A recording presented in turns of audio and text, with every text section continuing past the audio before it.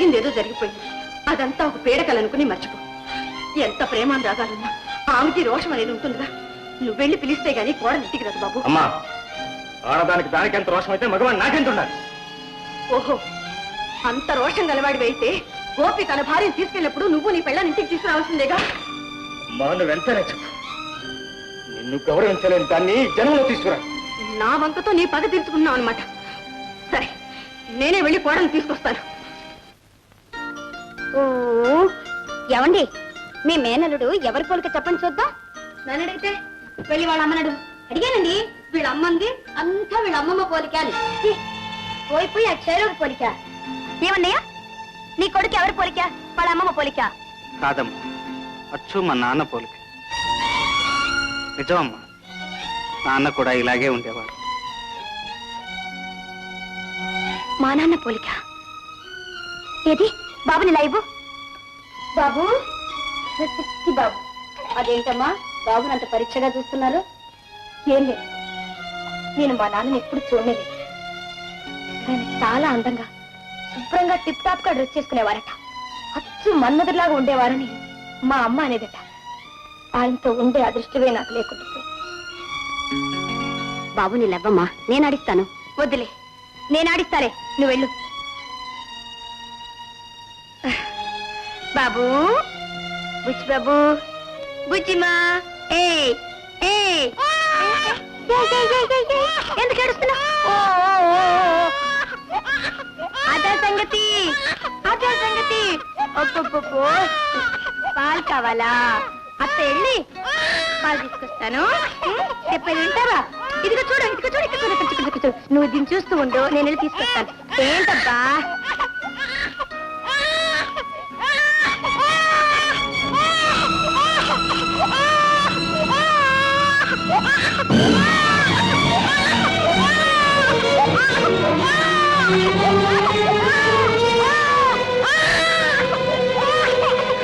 దెబ్బేం తగలేదు కదా నా బాబు?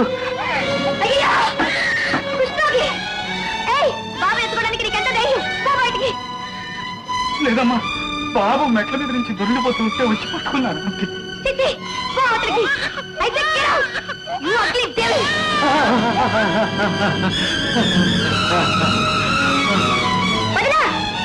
ముట్టుకోకు.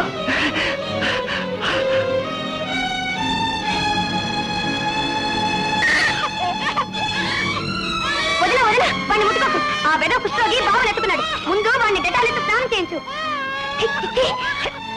నాస్తి.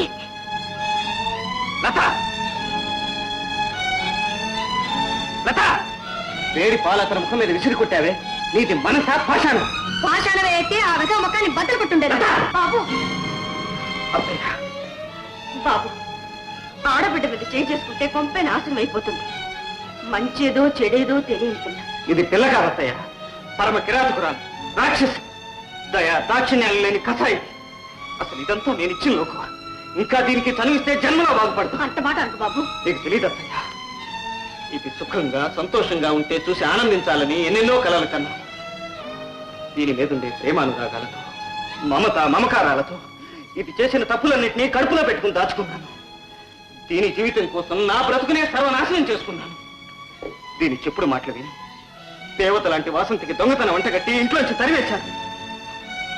దీనికోసం నా కన్న బిడ్డను నేనే దొంగగా పొంచి చూసుకోవాల్సి వచ్చింది. ఇదంతా దీని బాగు కోసమే చేశాను అత్తయ్య. ఇంతకాలం ఈ దారుణాన్ని ఎందుకు సహించి ఊరుకున్నానో తెలుసా? ఏనాటికైనా నా చెల్లెలి మనసు మారుతుందని, అది కూడా ఒక మనిషి అవుతుందని ఆశించాను. కానీ అది మారలేదు. ఇది మనిషి కాదు. ఇలాంటిది నా చెల్లెలని చెప్పుకునే కంటే దీన్ని. బాబు, బాబు, అది చిన్నపిల్ల. తెలుసో తెలియకో చేసిన తప్పు నువ్వు క్షమించకపోతే ఇంకెవరు క్షమిస్తారు? అమ్మా లత,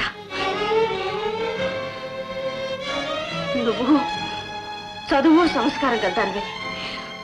ఎప్పుడు ఏనాడు పల్లెత్తు మాట అనని మీ అన్నయ్య ఈనాడు నిన్ను చంపడానికి సిద్ధమయ్యాడంటే ఇది చెప్పడానికి నా అంత దూరం నుంచి వచ్చా? మెక్కినింటి నుంచి నన్ను నా భర్తను వేరు చేసిన తారక ఇక్కడికి వచ్చి నన్ను మా అన్నని వేరు చేయాలని చూస్తున్నావా? లత, అంత పాపం కట్టుకుని నేనేం బాగుపడతాను? నేను ఇక్కడికి వచ్చింది నేను ఎలాగైనా ఒప్పించి నిన్నింటికి తీసుకెళ్ళి మీ కాపురం బాగు చేయాలనమ్మా.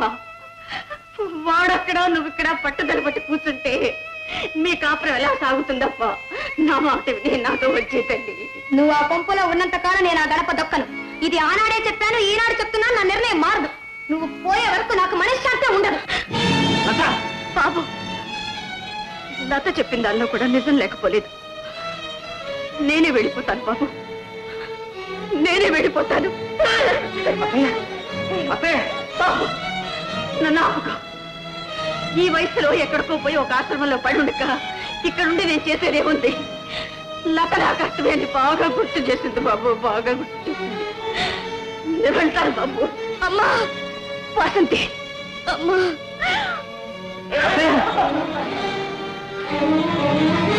వెళ్ళామని పిలువు. నాకంత కర్మేం పట్టలేదు.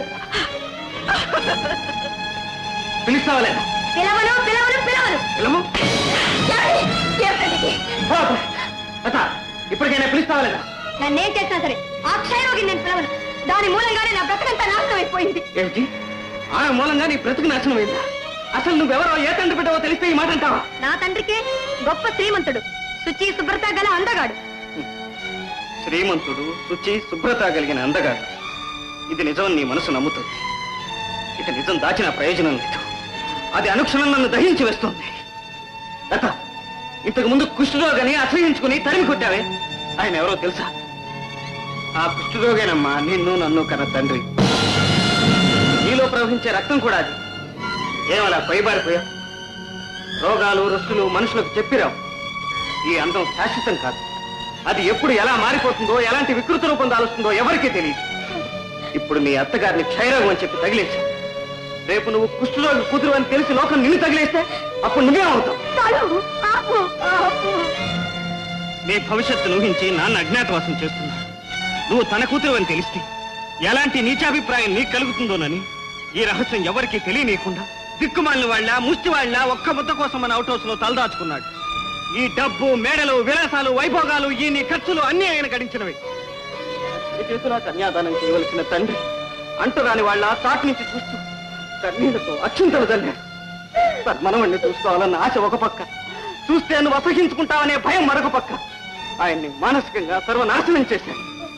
ఇవాళ తన మనవడు మెట్ల మీద నుంచి దారి పడుతుంటే రక్షించుకోవాలని వచ్చిన నాన్న నువ్వు దారుణంగా శిక్షించావు. నీ పాపానికి నిష్ఠూర లేదు. చిచ్చే.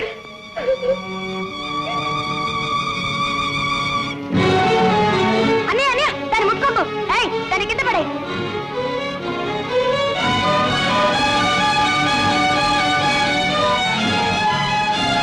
నువ్వు ఇచ్చిన లోకుతో ఈ రోజు వీడు ఇక్కడికి వచ్చాడు. రేపు ఇంట్లోకి వచ్చి తిష్ట వేస్తాడు.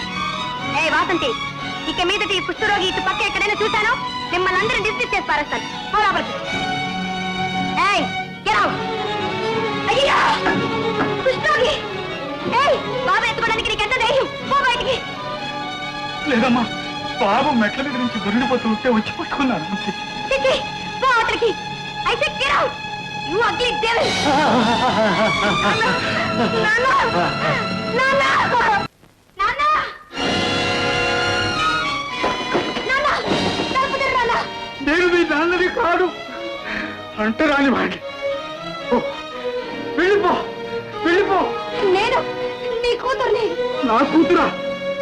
నాకెవరూ లేరు. నాన్న, నీలోను నాలోను ప్రవహించేది ఒకటే రక్తం అని తెలిసాక ఆ లత అప్పుడే చచ్చిపోయింది నాన్న. ఆ లత అప్పుడే చచ్చిపోయింది. అమ్మా! అవును నాన్న, శుచి శుభ్రతలు గొప్పవే కావచ్చు, అందుకని ఎదుటి వాళ్ళని హింసించడం అహంకారమని నేను ఇప్పుడే తెలుసుకున్నాను నాన్న. నేను ఇప్పుడు తెలుసుకున్నాను. లత! నాన్న, నిన్ను పరమ శత్రువుగా చూశాను. దేవుణ్ణి రాళ్లతో కొట్టినట్టు నిన్ను మాటలతో చిత్రవర చేశాను నాన్న. మాటలతో చిత్రవర చేశాను నాన్న. నేను నీ కూతున్నట్టు తెలిసాక నిలదొక్కుకోలేకపోయాను. నిన్ను క్షమించమని అడగడానికి కూడా నాకు హక్కు లేదు నాన్న. అయినా ప్రాధాయపడుతున్నాను. తలుపు తెరువు నాన్న, తలుపు తెరువు నాన్న. వద్దమ్మా, వద్దు. నాన్న, నువ్వు ఇప్పుడు తలుపు తెరవకపోతే నా తల బట్టలు కొట్టుకొని నేను ఇక్కడే చేస్తాను. తెరువు నాన్న. అమ్మా! నాన్న! లత! నాన్న! నాన్న! తలుపు తీ నాన్న, తలుపు తీ. లత!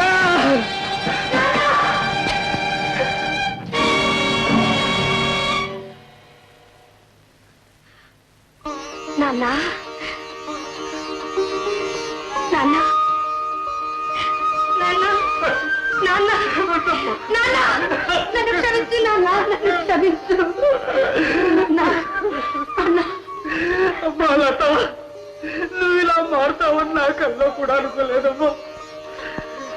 శరీరాన్ని ముట్టుకోవడానికి నీకు అసఖ్యం వేయటం లేదా అమ్మా? వద్దు వద్దు తల్లి. నాన్న నా తండ్రిని ముట్టుకోవడానికి నాకు అసహ్యం నాన్న. లేదు నాన్న, లేదు. అదేనమ్మా, రక్త సంబంధము ఉంటే నీ భర్తకు కూడా అతని తల్లి మీద అలాంటి బంధమే ఉండదా తల్లి? అవును నాన్న, నేను ఎంత పెద్ద తప్పు చేశాను ఇప్పుడు నాకు అర్థమైంది. ఇది తెలియచేయడానికి దేవుడు నీకు ఇలాంటి బ్రతికిచ్చాడు నాన్న. దేవుడు నీకు ఇలాంటి బ్రతికిచ్చాడు నాన్న. ఈ పాపానికి పరిహారం నేను చేస్తాను. ఈ పాపానికి పరిహారం నేను చేస్తాను. ఓడమని తీసుకొస్తాను వెళ్ళావుగా, ఏమైంది? నేను వద్దన్న కొద్దికి మహా బులుపుగా వెళ్ళావే, బాగా సన్మానం చేసి పంపించారా? అవును బాబు, నాకు బుద్ధి వచ్చింది, అందుకనే వెళ్ళిపోతున్నాను. అమ్మా, ఏమిటమ్మా, ఏమిటి మనం అనేది? దానికోసం నువ్వు వెళ్ళిపోతావా? నేను బ్రతుకుండగా అలా జరగలేవు, అలా జరగడానికి వీల్లేదు. రవి, నా తరం అయిపోయింది. మీరిద్దరూ కలిసి క్షేమంగా ఉండటం కంటే నాకు కావలసిందే ఉంది. కొత్త నీరు వచ్చాక పాత నీరు కొట్టుకుపోవలసిందేగా. అంటే అంటే నువ్వు లేకుండా నేను జీవించాలా? అవును బాబు, నువ్వు జీవించడానికి ఈ దారి చూపిస్తున్నాను. ఆ దారి నాకు ఎక్కర్లేదు, వెళ్ళడానికి వీల్లేదమ్మా. రవి, ఇప్పుడు నన్ను వెళ్ళనిస్తే నేనెక్కడున్నా నువ్వు సుఖంగా ఉంటాను చూడగలను. లేదా నేను శాశ్వతంగా వెళ్ళిపోతాను. అమ్మా, రవి, వదలు. నేను వదలనమ్మా. రవి, నీకే చెప్పాను. నేను వదలనమ్మా. అత్తయ్య,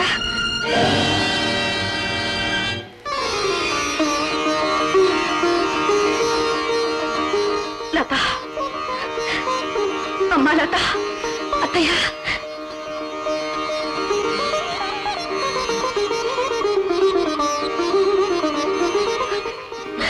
నన్ను క్షమించండి అత్తయ్య, నన్ను క్షమించండి. ఈ పని నేను ఎప్పుడో చేసుంటే ఇన్నాళ్ళు మనకి ఏడపాటు ఉండేది కాదత్తయ్య. లత, అత్తయ్య,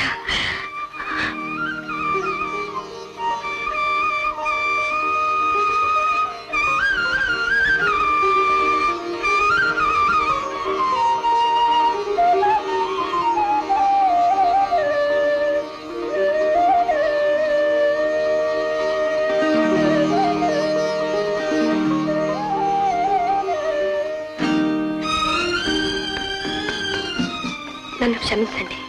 లత, అమ్మ మీద ఉన్న ప్రేమ కొద్ది నిన్ను కాస్త చిన్న చూపు చూశానేమో, అంతేగాని నీ మీద ప్రేమ లేక కాదు. అదంతా ఒక పేడకలుగా మర్చిపో. చెల్లై, ఆనాడు ఒక్క మాట చెప్పాను, జ్ఞాపకం ఉందా? లత పందిరిని అల్లుకుంటేనే దాని అందం తెలుస్తుందమ్మా. అది ఆసరా లేకుండా నేల మీద పాకి మామూలుగా గడ్డిలో కలిసిపోతుంది. ఆ ఆసరా ఏమిటో తెలుసా? మీ అత్తయ్యేనమ్మా. అరే, మీటింగ్ అయిపోయిన తర్వాత ఇచ్చిన ఎమ్మెల్యేస్ లాగా. సరే సరే, ఓకే సార్, నా ఉద్యోగానికి రాజీనామా ఇచ్చేస్తున్నాను. దేశ సేవ చేయాలనుకుంటున్నాను. ఇక దేశం బాగుపడ్డట్టే. అదే కదా నా దుర్బుద్ధి. నవ్వద్దు నవ్వద్దు నవ్వద్దు. నామినేషన్ కూడా దాఖలు చేశాను, రేపు మాపో వచ్చేసి. గుర్తుంచుకోండి, నల్ల కాకి నా గుర్తు. కావ్ కావ్. మీ అందరూ నాకు ఓట్లేసి నన్ను గెలిపించారంటే మళ్ళీ 5 ఏళ్ల వరకు మీ మొహాలే చూడండి, అంతేనా? అంటే